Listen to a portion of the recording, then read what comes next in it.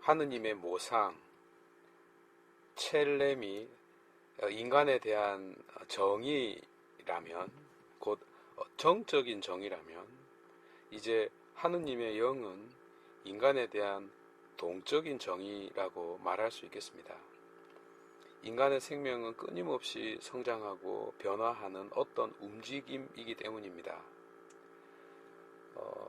오늘 그 이름이 주어지는데 파라클레토, 곧 위로자, 변호자, 보호자라는 뜻입니다.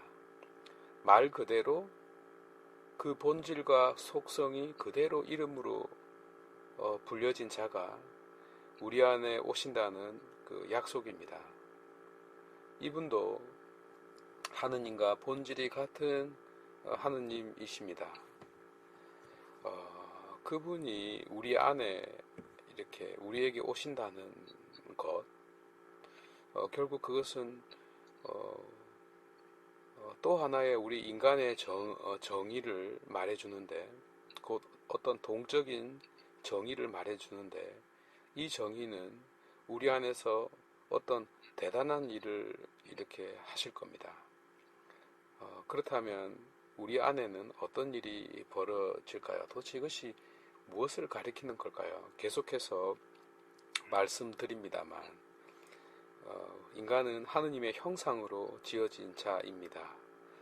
구세주이시면서 구원자이신 예수 그리스도와는 다르지만, 인간이 하느님의 형상으로 빚어진 존재이기에 인간 안에는 신성이 깃들어 있고 거룩함이 깃들어 있습니다.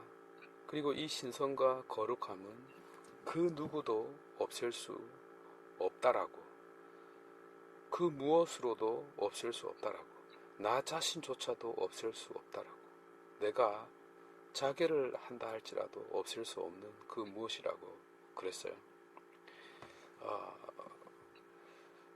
말이 좀 안 되지만, 왜냐하면 우리 안에 어떤 신성이 깃들어져 있다면 신성은 한 방울만으로도 이렇게 완전하기 때문에 우리가 완전한 자가 되는가 라고 질문할 수 있겠지만 또 그렇지는 않습니다. 하느님의 형상으로 서 있는 인간은 그 안에 완전한 신성을 간직하고 있으면서도 불구하고 여전히 불완전한 존재입니다. 제가 충분히 설명했어요. 더 이상 따지기 없기. 그래서 그러나 다른 한편 인간은 영원한 신성, 거룩한 본질, 완전한 존재의 뿌리를 지니고 있습니다. 우리 안에 영원과 거룩함과 완전함이 깃들어 있다는 거죠. 물론 좀 말이 좀 안 되긴 합니다만, 어쨌든 그러나 그렇다는 것은 곧 우리 안에 영원성이, 거룩함이, 완전함이 깃들어 있다는 것은 바로 여기에 싹이 틀 수 있고 줄기가 나올 수 있으며 가지를 뻗칠 가능성이 있음을 가리킨다 하겠습니다. 물론 우리 인간이 완전한 신이 된다는 것은 어불성설입니다.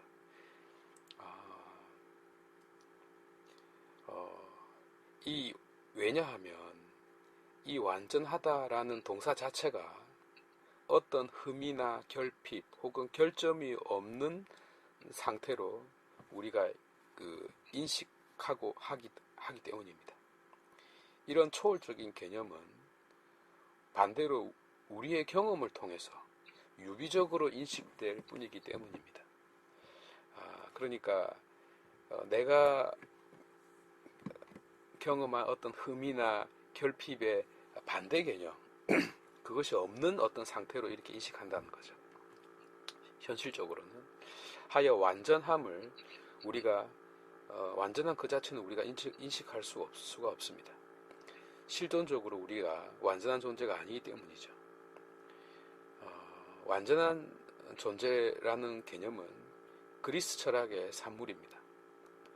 그러나 성경의 언어는 이와 같은 오만 무례함을 저지르지 않았습니다. 성경은 신명기 32장 4절에 그분이 하신 일, 사무엘 후기 22장 31절, 그분의 길, 혹은 시편 19장 7절에서처럼 토라, 율법이 완전하다라고 말할 따름입니다.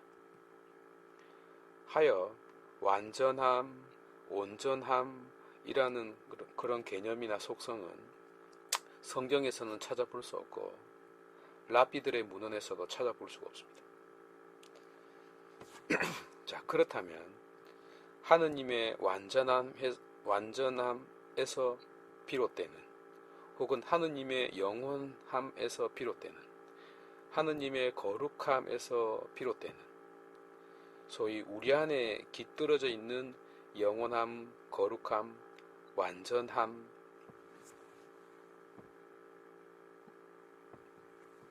어떤 그 완전함은 어떤 것일까? 결국 불완전할 수밖에 없습니다. 말이 좀 안 되는데 그 유명한 신명기 6장 5절을 보면요, 문장이 이렇게 되어 있습니다. 여 아하버타 엣 야훼 엘로임, 그러니까 여 아하버타, 사랑하라, 사랑해야 한다는 겁니다. 사랑해야 한다. 엣 야훼 하느님을 사랑해야 되고요, 엘로임 하느님을 사랑해야 된다는 거죠. 야훼 엘로 이름 두 번 연속으로 줬어요. 근데 이렇게 되어 있습니다. 버칼, 이 버칼은 모든 것을 다해서, with all입니다. 버칼 러바벅, 마음을 다해서. 버칼 나페시, 영혼을 다해서. 근데 이것도 부족해갖고 버칼 머오득이라는 말이 들어갔어요. 이 머오득이 뭘까요? 이거는요, 매우 만이의 최상급입니다. 그러니까 이렇게 말한 거죠. 마음을 다하여 라고 했는데 그게 부족한 거예요. 그래서 혼을 다하여 라고 했는데 이것도 부족해가지고요, 결국 마지막에 최선을 다하여 라고 말할 때까지 우리 안에서 나오는 어떤 최선, 온전함은 부족했던 겁니다.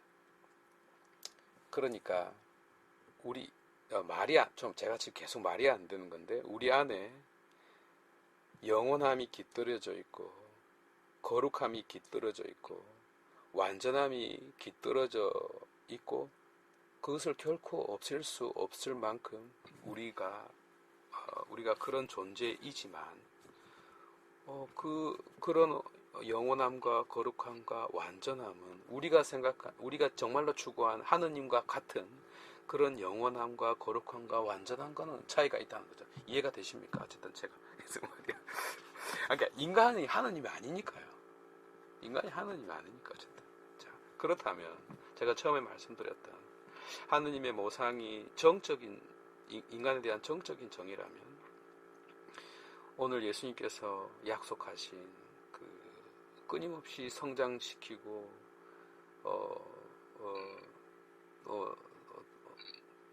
또 하나의 완전한 하느님이신 그 영을 보내주신다는 것의 의미가 무엇이고, 그것이 가리키는 것이 무엇인가, 곧 우리의 인간의 정의가 무엇인가, 곧 이 동적인 정의라는 것이 무엇인가, 저는 의미라고 생각합니다. 의미라는 것이 동적인 것이 아니지만 하느님 당신 자체가 하나의 의미라는 거죠. 우리 인생의 원인이자 바탕을 가리킨다 하겠습니다. 예컨대 하느님이 나의 의미라고 말할 때, 이것은 내 안에 하느님이 현존하죠. 그런데 너 안에 하느님이 현존하죠. 우리 안에 하느님이 현존하죠. 따라서 인간은 그 누구도 결코 혼자가 아닌 존재라는 것을 하느님이 의미해 준다, 이 말입니다. 우리가 경험하고 있는 어떤 일시적인 것들, 분명히 순간적인 것들, 일시적인 것들입니다. 그런데 그 안을 헤집고 들여다보면 그 안에도 보이지 않는 어떤 본질이 있겠죠.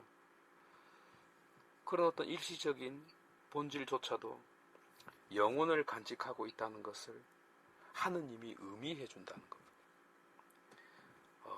순간은 어떤 무한한 모자이크 안에 있는 영혼을 간직하고 있는 것이죠. 말하자면 너 안에 거룩한 분이 계시고 따라서 거룩한 너 안에 놀랍게도 우리가 어우러질 수 있다는 것을 의미하는 것입니다. 그래서 한 사람 안에 온 인류가 들어갈 수 있고 내 인생 안에 전 인류의 역사가 간직될 수 있는 것입니다.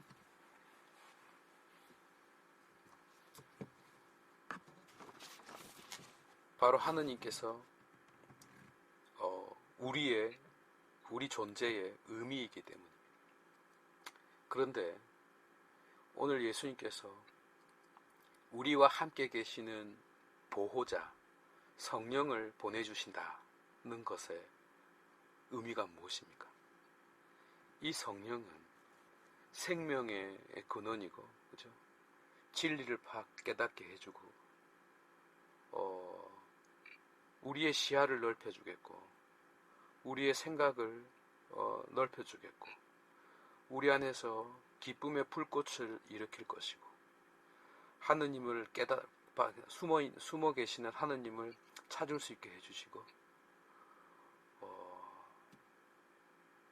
우리가 도착해야 할 곳을 미리 바라볼 수 있게 해주시고, 우리가 걸어가야 할 곳을 향해서 걸어가게끔 만드는 어떤 에너지, 어떤 힘, 어떤 안내판,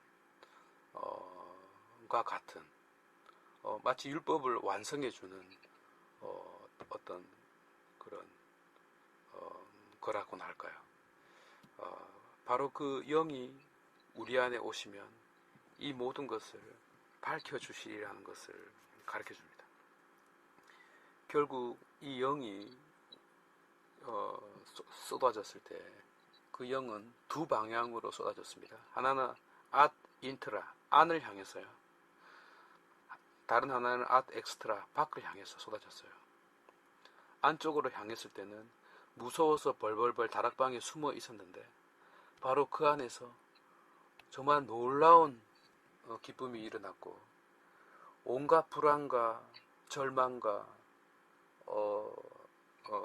그런 것들을 불안함을 다 없애버리고 상처를 치유하고 보듬고 감싸는 어떤 그런 마치 내 안에서 어떤 의사의 손이 들어와가지고 아픈 곳을 다 어루만져주는 마치 할머니가 손자의 배를 이렇게 막 속에서 막 정해서 아픈 곳이 싹 사라지게 만들어버리는 어떤 그런 어떤 역할을 했죠. 반대로 사도행전을 보면 막 이제는 막 거꾸로 막 떠들어대잖아요. 떠들어대고 씨부리 잡고 밖 온갖 막 겁도 없이 이제 밖을 향해서 튀어나와 버렸어요. 더 이상 무서워할 것도 없고 두려워할 것도 없는 어쨌든 표현이 좀 그런데 바로 하느님이 우리 안에 들어온다는 것은 이제 시간을 거슬러서 창조 때에 하느님의 모상인 나가 누구인지를 깨닫게 해주고 에덴 동산에서의 그 행복이 무엇인지를 다시 착 펼쳐주시고 반면 지금 이 현실에서 십자가의 길을 걷고 고통을 겪고 죽음을 맞닥뜨리고 꼭 죽어야 하는 그것이 도대체 무엇인지 그 속에 죽음 속에 생명이 있고 고통 속에 행복이 있고 어떤 불완전함과 죄 속에서도 하느님의 어떤 생명이 녹아 있다는 것을 보게 된 것이죠. 죽음이 단지 죽음이 아니라는 것. 그리고 나아가 아직 오지 않는 시간을 향해서 희망의 꽃이 피고 희망의 싹이 트고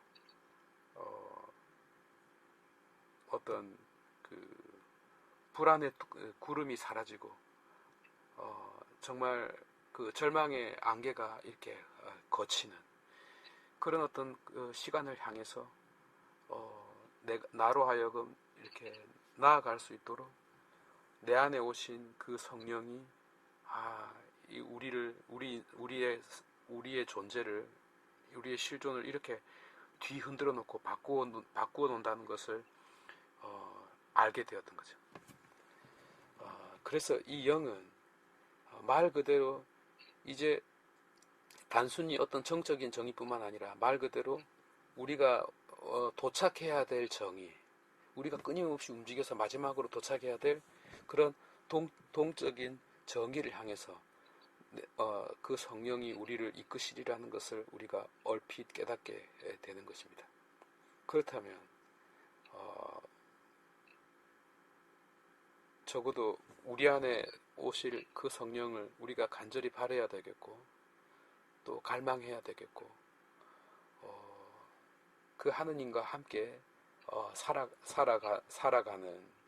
살아가리라는 그 약속을 우리가 이렇게 바라볼 수 있어야 되는 것이죠. 그래서 단순히 하느님이 내 안에 온다는 것이 그냥 그저 내 안에 온다는 어떤 정보가 아니라 마치 사랑하는 사람을 곧 만나게 될 것이라고 약속한 것처럼 그리고 또 그 사람을 보면 얼굴이 빨개지는 것처럼 그렇게 심장이 뛰는 것처럼 어떤 그런 마음으로 하느님의 약속을 이렇게 기다려야 되겠고 맞이해야 되는 겁니다. 그런 의미에서 신앙은 하느님의 현존 안에서 하느님과의 만남 안에서 수줍음으로 빨갛게 물드는 것이라고 볼 수 있겠네요. 이 사건이 어떤 사건인지 이것이 얼마나 대단한 사건인지 한마디로 말하면 바로 내 안에 그분이 오시는 순간 기독교가 탄생했다. 우리 인간이 완전히 달라졌다. 달라진 건 없지만 완전히 달라졌다. 완성되지 않았지만 완성되었다. 유한한 인생이지만 영원한 인생으로 변했다라고 말씀을 드리고 싶습니다. 봉헌할까요?